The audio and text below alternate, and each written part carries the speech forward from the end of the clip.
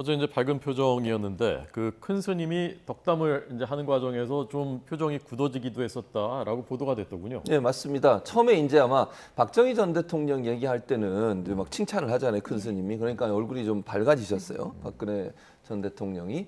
근데 이제 그 뒤에 또 무슨 비선 실세 얘기를 꺼내신 거예요. 아마 근데 이분이 뭐 비선 실세를 비판하려고 했던 건 아닌 것 같고 아마 이제 그걸 좀 옹호해 주려고 박근혜 전 대통령 옹호해 주려고 얘기를 했는데 비선 실세 말이 나오자마자 얼굴이 좀 굳어지면서 표정이 굳어지는 박정희 전 대통령이 이럴 땐 박수도 치고 이랬거든요. 박근혜 전 대통령이. 근데 비선 실세 얘기가 나오니까 상당히 좀 얼굴이 굳어지는데 사실은 그 떠올리기 싫은 과거 아니겠어요. 본인이 탄핵을 당했던 가장 중요한 핵심 요소였기 때문에. 근데 그 얘기를 괜히 큰 스님 또 꺼내셔가지고 처음 외출했는데 바로 네. 그 단어를 꺼내셨어요. 비선 실세를 꺼내가지고 그 별로 듣고 큰 싶지 스님한테 않거든요. 과감하게 괜히 꺼내셨다는 그러니까 그래서 좀 당황스러워 하시는 것 같아요. 그래서 예. 얼굴이 좀 굳어지는 모습이 있었는데 어제 방문을 통해서 아마 동화사에서 보니 법명도 받으셨대요. 박근혜 전 대통령이. 그래서 아마 그 인연도 있는 것 같고 동화사는 정치인들이 많이 찾는 사찰이기도 하고 그래서 아마 그런 의미로 간 것 같은데 이제 물론 정치적으로 어떤 행보를 할 거냐에 대한 뭐 얘기들은 여러 가지 있을 수 있는데 저는 이 행보를 시점으로 해서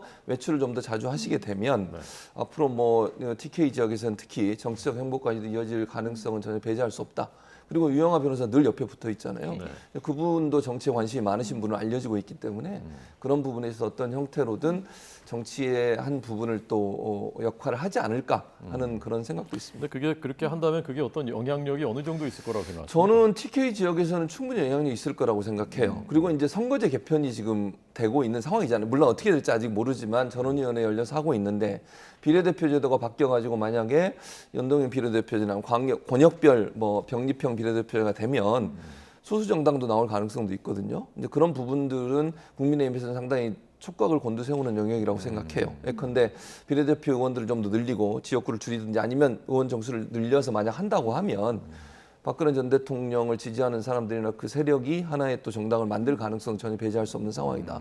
이런 부분들이 앞으로 여권 진영의 어떤 뭐랄까요 힘의 균형 이런 부분에 영향을 미칠 수 있다고 봅니다. 예. 아무래도 뭐 첫 외출이기 때문에 여러 가지 이제 모습들이 많은 주목을 받기도 했는데